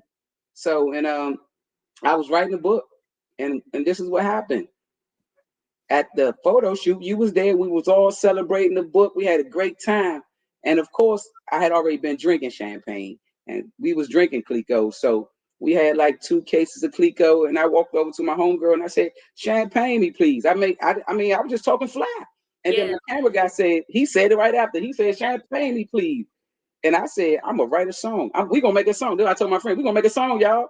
So yeah, like everything else, when I be like, if I'm gonna do some wild shit, they be like, all right, fuck it, we with it. So I was like, all right. So we was that day, we was like, champagne me, please. We kept saying it. And then a couple days later, I got back in my office and I just started, you know, kind of writing the lyrics. I never wrote a song before, but I knew, you know, I had the name of the song, Champagne Me Please. And then I just started writing what I was gonna say, right? Right. I've been listening to rap 20 some years. So I'm, you know, I'm from Rap University. I should be able to yeah. put it together, right? So I started writing it and then I started putting elements. I want these horns and I wanted to be high. And I was writing the song. And once I got, you know, halfway through, and I called up this cat that I knew, and I was like, yo, I got this concept, and this, and me and him was on the phone. He knows me. He's like, dude, that's gonna be a good song. But he said, but after you make that song, the people gonna want some more. Mm-hmm. So I'm like, damn, I ain't thinking about it. I'm thinking like I'm gonna make one song, it's gonna be fun, like Weird Al Yankovic and shit, right? I think it's gonna be some shit like that, and we just gonna move on. But then he inspired me. So he was like, well, you know, let's make an EP. So I'm like, what is that? What are you talking about? So he said, well, that's not as long as an album. So it's extended play. It's at a minimum, it'll be 5 songs. So I Mm-hmm. say, okay, cool. We can do that. And then me and him got together. He kind of showed me how to count bars and all the timing and all that stuff. And just went from there. What are some of the because what are some of the lyrics in, because I just went and watched the YouTube video before we went live. What are some of the lyrics to Champagne Me Please? All right. So listen, this is my first rap song, right? I'm writing Champagne Me Please. So I gotta say, I mean, for me, rap is about authenticity. You can't tell me you're doing all this. You can't talk about it if you ain't living. That's what Mm-hmm. Jay-Z said. That's my mentor in my mind. Yes. Jay-Z said, Yes. you can't talk about it if you ain't live it. So I say, if I'm gonna be a rapper, it's got to be authentic. It's got to be what people have seen authentically me. I can't talk about I'm spinning the block. I got all this. Yeah. I can't Yeah. do that. I ain't gonna do that. That's gonna tarnish my reputation. Mm-hmm. So I was just right about my champagne me, please, right? So I'm like, boom. But I say, what I say, better watch your eyes when the corks fly, you know? It's a lifestyle, baby. This is my lifestyle. That's what I was. I said, because I don't know where I was in my head when you first sent it and I first heard it. All I know is, man, I'm mad I ain't show up because you know I'm famous for. Here's the thing, and I'm gonna put this on record. I like exclusivity.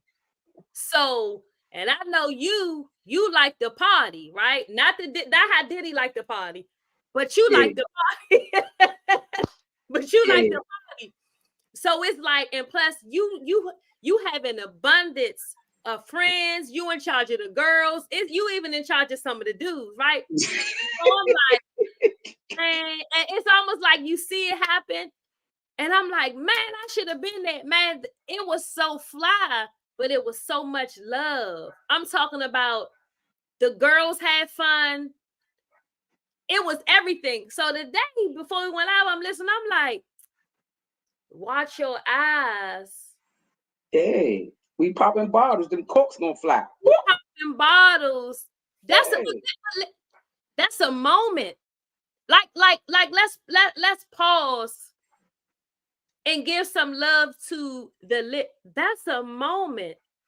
Watch your eyes because man. You see me, I'm in here popping bottles. These people need to give me an endorsement deal. You know what I'm no, saying? for real. Because it's you've taken every. Here's the thing. I already know how much you love Jay-Z because Jay-Z fly. Jay gonna say some fly shit. It's you gonna be so upset. How are you upset? The man is rapping. He rapping his own life, and people are upset about that. You Man, niggas, you niggas talking exotic.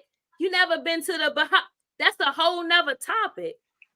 Let me tell you something. When I said watch your eyes, yeah.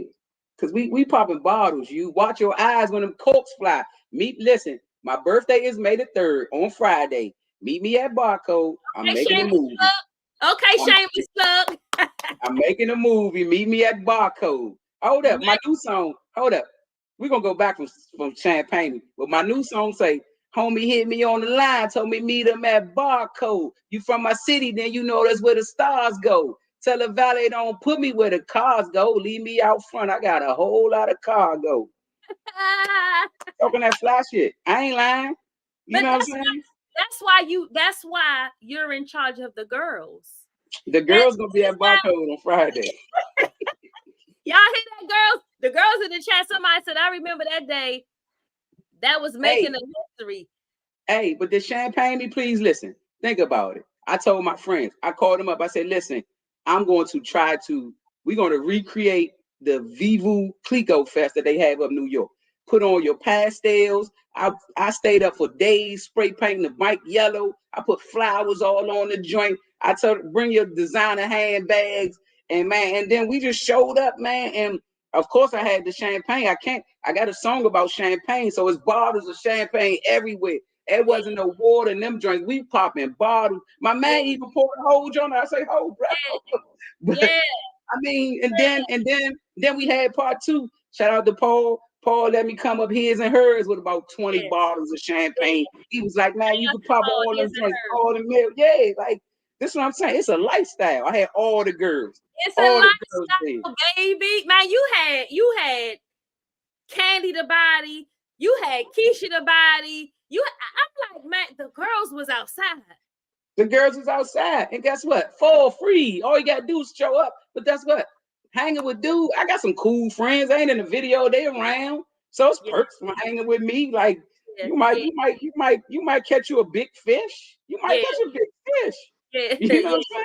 yeah, yeah. So That so was that was the movie. That was, but see, a lot of times the history And see, this wasn't overlooked. Who was there was supposed to been there. Who see it was who was a part of it was supposed to be a part of it. But see, it's so much talent that's being overlooked. And we are responsible. And I'm gonna say this while I have people watching, people will go back and watch the replay. We make so many people famous to the point we make some of the wrong people famous. If you got somebody like Rob coming out your city writing books, doing movies, survived Vietnam, why wouldn't you support that? Why wouldn't you make her stuff go viral? Yeah. Up to us, right? That's on us. And so we got to come up with a strategy because they ain't gonna do it. We got to do it. We got to come up with a strategy where we're putting ourselves in rooms where we're creating the tables and we're inviting people to come sit at the table with us. Yeah. That's what Because I'm doing right now. everything you're doing has to go mainstream. Everything you're doing has to go viral. Everything you're doing has to be seen because number one, it's a testament that you can make it. Number two, stereotypes don't mean nothing. None of that stuff don't mean nothing. Your geographical location don't mean nothing. Your family composition size don't mean nothing. None of that stuff stops you. In fact, it influenced you to go harder.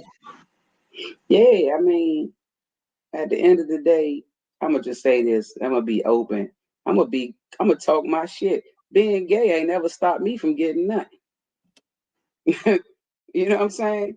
And now and I don't walk around with a flag on and all that. Everybody know I'm gay when I show up. My name Dude. My only girl in town named Dude.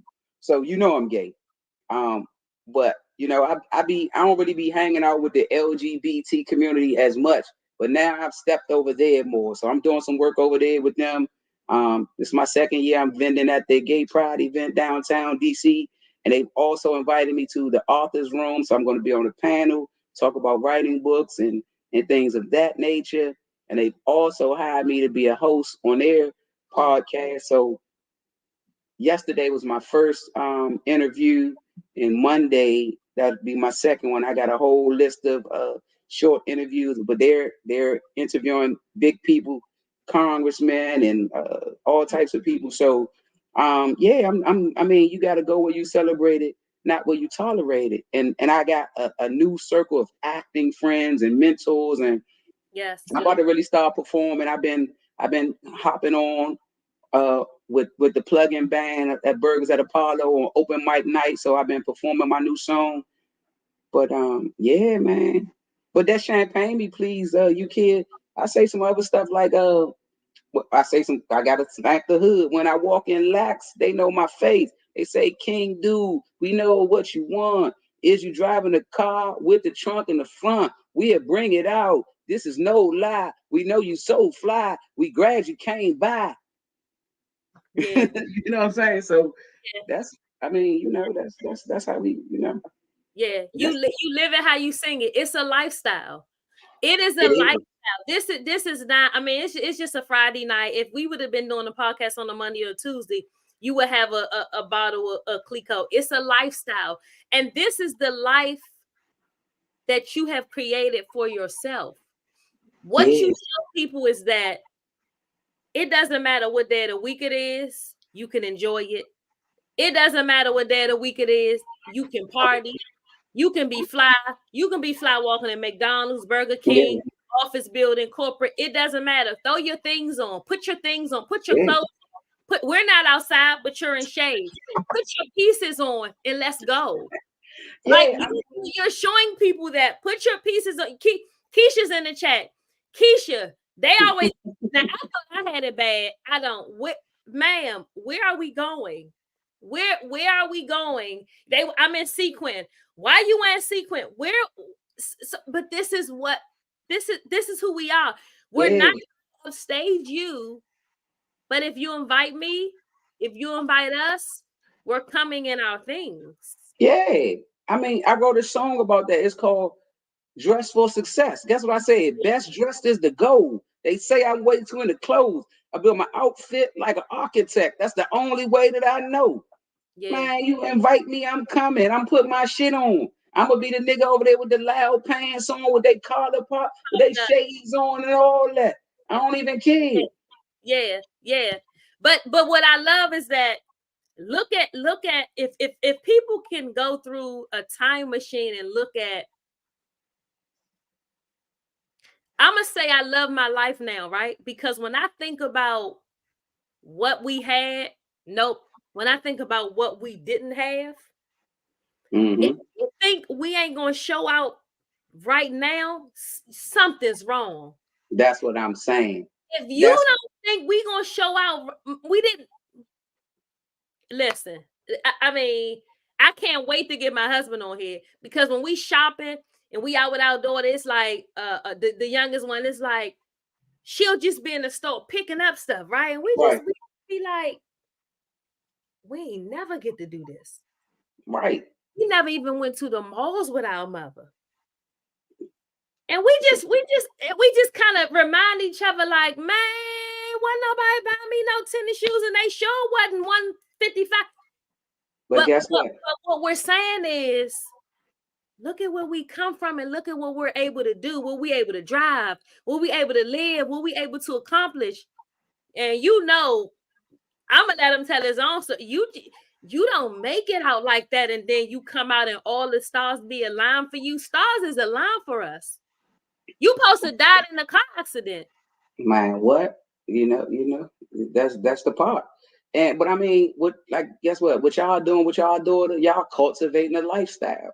So she gonna be expected. Her nigga going, excuse my French, her husband is going to have to take her to the mall and treat her a certain way, because that is what she has learned from her parents. We didn't Yes, have that. We got, yes, we got, I had some mentors, so, but we got that class later, but it's still, y'all still cultivating a lifestyle.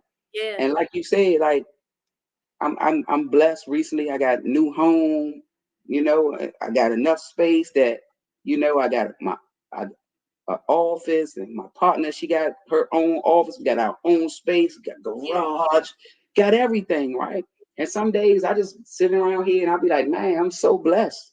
Because yes, I could never, I never thought about, you know, owning a home. I got a condo. That was a big accomplishment. I But remember. yeah, so it was just, and I try to stay humble. But sometimes I celebrate myself But I shit. want let's talk about that before we get out of here. Let's talk about that. 2 years ago, I started noticing how God was blessing me. And I started thinking about a couple of years ago how we would say, people would tell us. We wasn't the first to say I'm gonna be humble. The people were telling us first to be humble. Absolutely. No, ma'am. Absolutely. No, ma'am. Absolutely. The Bible says, humble yourself unto God. I am not going to be humble, because you know what? Y'all use that word to basically tell me, chill, calm down, don't do so much. No, no, Yeah. no. After you survive what we survive, we gonna do a lot. Yeah. We gonna Champagne, do a whole please. lot. No, ma'am. No, I'm not. And I unapologetically will not be humble. You gonna know Listen. I got an associate's. You gonna know I got a bachelor's. You gonna know I got a Yeah. master's. You gonna know I'm getting a doctorate. You gonna know I got a husband. You gonna know I got a business. You're gonna know it's my business. You gonna know I own it. You're gonna know, because what people will wish for you to do, Rob, is to sit still, don't be quiet, act like a house nigga, don't say nothing. Nah, that's Yeah. But see, it's your tribe, because I have put myself around a bunch of winners, right? So my wins don't look like I'm flexing. You know what I'm saying? The circles that I move in now, I'm like the brokest person out the crew, right? see, Financially, right? yeah, They got way more than me, right? But I can get them on the phone way quicker than a person that got way less than them. I yeah, call right now. What's up, Rob? What you need? I yeah, got you. What you need? And put you right with somebody. Man, I'm trying yeah, to do this. I need this. Oh, hold on. I got my man. Got my man. And when you call it man, oh yeah, that's it's yeah, nothing. yeah, So it's not, you gotta be around winners, and it yeah, took me a while to do that, realize that, and the winners, They be like, my homie told me, say, man, hey, bro, forget that shit where we grew up at, man. Don't, man, stop. No, you gotta, you way better than that. You gotta unlearn Unlearn it. that hood shit. Yeah. He just told, we just had this severe Yeah. Yeah. conversation, I intense agree. conversation a couple weeks ago, right? I'm like, dang. I'm looking at him. I'm like, man, he from where I'm from. Yeah. But Yeah. so you gotta really. But I mean, at the end of the day, I'm gonna celebrate my shit, you. And Yeah. I sit in here, read my book. I Mm, read the joint 1,000 times. I'm in yeah. awe that I was able to create that, right? Mm, Not really, it's tangible. I can touch it. Like for yes. me, That's legacy you leaving behind for your family. that's what I'm You're saying. That's what I leaving tell her. something for them. You check up out of here today, tomorrow. I'm sure you got insurance, but you're saying to them, this is what we have. This Yes, Ron left us with a tangible piece of evidence that yes. you can be an author. You can be who you want to be, no You could matter be what whoever. And stances. if God bless me abundantly, like He been telling me, I'm gonna put together a family trust. So my family, the Rockefeller family got a trust, and they've been spending that money for 100 years. Yeah, Look, they don't go to no bank or nothing. You can borrow from the trust. It's all this stuff. yeah, It's set up. yeah, The information is out there. So I yeah, would like to put together a trust for my family and a college fund, right? mhm, Or a small business fund, right? So, because you might come in and say you need $10,000 capital to do something, and you meet the certain criteria, and why go ahead and have it? The least you can do is fail. yeah, Either way, it'll probably be yeah, a tax write-off for us, but yeah, that's what I want. That's financial freedom, and that's yeah, hopefully I can, you know, make that happen before my time is up. yeah, yeah. That's good. Is there anything that you wanted people to know that we had not discussed? Is there anything you want to share? Anything you have coming up that we should prepare for? We already know about, you said May 3rd. May 3rd, May 3rd, Barcode. rock Meet me at okay. Barcode. You You from the city, and you know that's where the stars go. It's my birthday. It's my birthday. My name is on the cake on May 3rd. Um, tell them where can they find your book, your music, you anything you listen, any product or service that you have, where can they go to find it now? I'm gonna tell y'all something.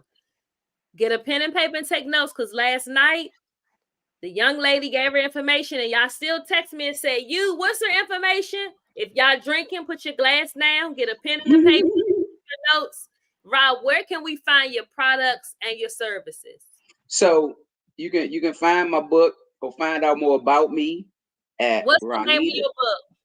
Oh, my. Sometimes the king is a woman. Sometimes the king is a woman. I think I got a copy around here. It's on Amazon. You can also find it at RonitaOverton.com. You can follow me. Follow me on Instagram and Facebook at King Dude the Artist. THA Artist. I do have Ronita Overton, but I'm not active on those accounts. But King Dude the Artist is where you'll find out all the latest information about me, my current events. Got a new single coming out. Hopefully, I'll drop it in no later than the 1st of June. It's called Day Trip. It's gonna be the summer anthem. The girls already stamped and approved it. If you meet me at Barcode, Big's gonna spin it a couple times. We gonna make a movie. So Barcode on May 3rd, right? Um, yeah, and that's it, man. Like again, I just want to say thank you, you kid, for having me and selecting me to be a guest. I was honored.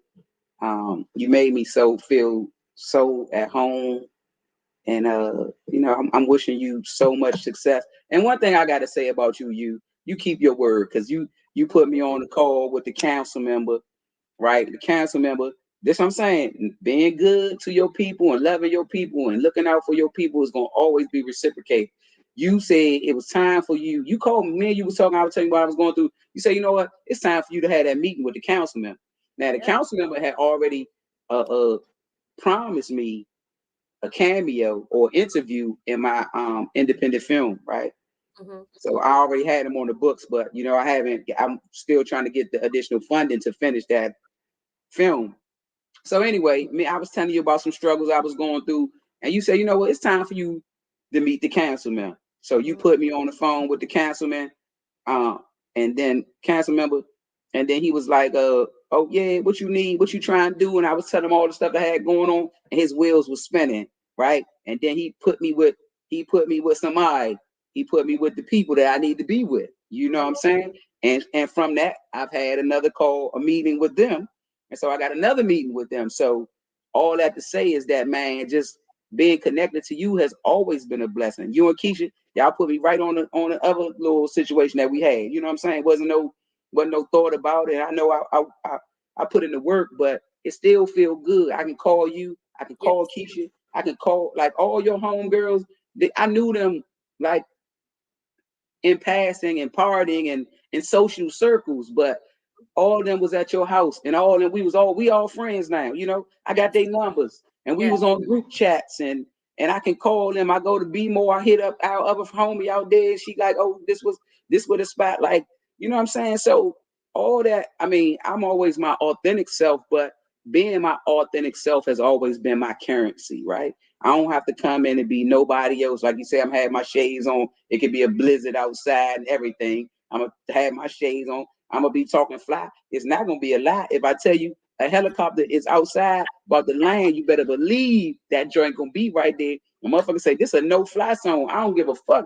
The helicopter gonna be out there. It might be the park police search helicopter, but the motherfucker gonna be out there. You know what I'm saying? But yeah. So I really appreciate you and my connection to you, and I'm happy that you.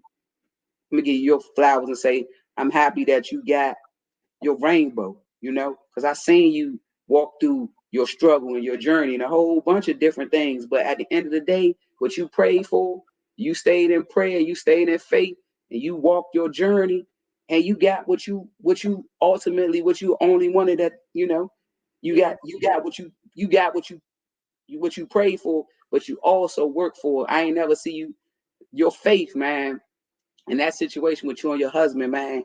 It was unwavering, and man, you have showed me that faith, perseverance, and dedication. Man, you got to stay focused, and you gonna get what you want. You got what you wanted, Yeah. what you designed, what you Yeah. laid out. This is what's going to happen, and you was adamant about it. People thought you was crazy. Yeah. They was That's like, the they did. people They thought you was crazy. they did. So and here's the thing, and I'll say this. There were friends of mine that said they wasn't even being disrespectful or funny. They were like, girl, because they couldn't see what I can see, right? They couldn't see how far I can see. And anybody who know me know. And if you don't, if you new here, welcome. You're about to find out who I am. I live and I breathe, and I wish you could see the screen. You go back and watch it. I Yeah, I'm gonna live watch. and I breathe and I stand on faith. Yeah, All I have is the word of God and the words that God whispered to me in the midnight hour, the words he whispered to me when my heart was broken into pieces. That's all I had. And I say this to you. I say this to all of my friends, and you know who you are.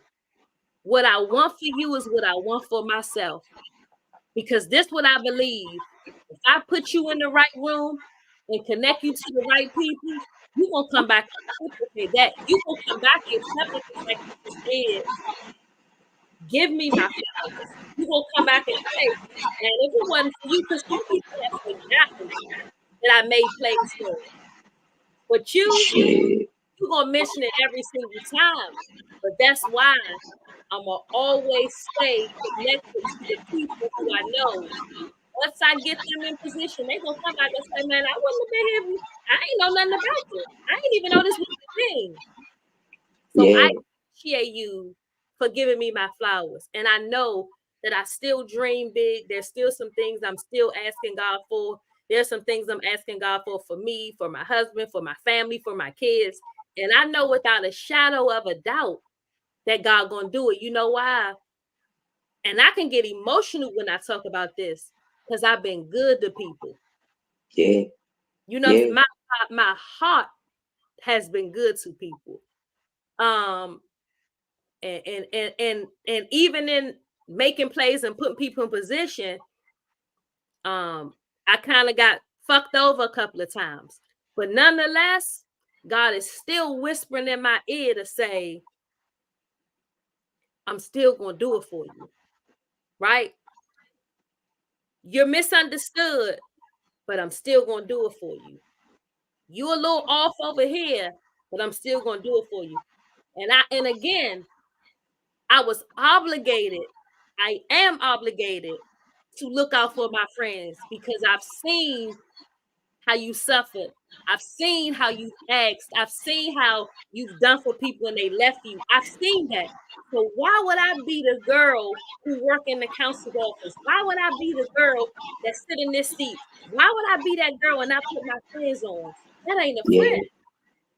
Yeah. And I mean, That, like, it wasn't no, like, the council member put me in connection with the highest person at this place. And so it ain't like I'm at the bottom. I'm talking to the director of the place, and they like, oh, okay, we got you. And then they put me with her people, and so hopefully, man, I know hopefully I know what's gonna happen. We'll oh finish yeah, that film up, man. It's a powerful piece, and I learned more about filmmaking in the industry, so I know how I wanted to look moving forward. But at the end of the day, that's my baby, man. I gotta film. I'm gonna tell y'all about independent film me and my team. We created. It's called Something in the Air, and it documents the journey. And it was only short, about a year journey of me and my youth program in Congress Park, and some highs and some lows, and it's really showing me giving back to the community, man, because I love those kids, man, and I hope that some of them could take any of the little nuggets that I try to drop on them, and hope help them make some better choices. But I know when you face with adversity, man, if I gotta choose between doing the right thing or feeding myself, I might not do the right thing. So I get it, but yeah. hopefully, I think that hopefully the sun gonna shine on some. We gonna lose some. Oh That just yeah, go with the game, right? yeah, Some yeah, gonna go to jail. Some gonna not make it, be here no more. But a few of them gonna make it out, man. And I just pray that some we can catch them and help a little bit more. yeah. That's all. That's it. To sow the seed. We've sown the seed, and now we gotta watch it grow. Our job is to drop the nuggets. It's their job to pick it up. Our job is to throw it on the floor. It's their job to pick it up. If they pick up what we putting down, you could be successful. You can't go wrong because look at us. We are the product. Yeah, but I mean, they was We looking at me like I was talking crazy. I was like, I'm Yeah, trying to. but again, that's because they see us in passing. They don't see us enough, and I mean enough. Like we're not in the homes with them. Once we leave them, we give them back over to their Yeah, parents or their guardians. But all we can do is what we can do, and we did that. You know what I'm saying? So yeah, what we said might have fell. What we have said could have fell on deaf ears. But what we cannot say is the blood is on our hands. We did the work. yeah. We did That's the work, facts. That's right? We did. facts. So, I'm expecting great things from you. I'm expecting what's to come. I'm looking to see you on a big screen. I'm looking to hear you on the big radio. I'm Yeah, looking to have you come back because when you do something monumental, those things need to be shared. And look, this podcast, like I always say, I'm starting from humble beginnings. I started off small, but I guarantee you, everybody keep thinking that is, and I love $1 million worth of game. I love R&B money. I love the Breakfast Club. But let me tell you something, you haven't seen nothing yet as it relates to me. We haven't even scratched the surface because I got too much good in the ground. And when I go up, I'm taking my people with me. You can definitely believe that. So, man, I appreciate you. Thank you for coming. Thank you for spending time with us on tonight. The chat is jumping. Make sure you go back and watch. tonight's show so that you can see kind of how fly you looked on the show. You could get to see the comments that everybody dropping in the chat. But what I appreciate is that I have consistent viewers and consistent watchers. So I told them, I'm like, next week, y'all got a 2-for-1. So I was here last night, we here tonight, and I'm gonna do it for the people. Every time I need to do it, I'm gonna do it. If there's some people that you think would be good for coming on the podcast, who got a story to tell, working on something or we can collaborate with, definitely send them my way. You see something you think I'll be interested in, let me know. But I think it's time for us to go higher because we have been in this playing field for a long time. It's time for us to go a little bit. It's time for us to really say it's a helicopter to fly the net with mine. Man, you know, For I us to got say, you. yeah, it's time for us to But say all that. right. Well, before I go, y'all make sure y'all go download Champagne Me Please. Dress for Success by King Dude. It's on all platforms. Check out my videos, King Dude the artist, my YouTube page, my new song Day Trip drop in June. Meet me down Barcode on May 3rd. And I'm out. We out. We'll see y'all. Happy Friday. Be safe.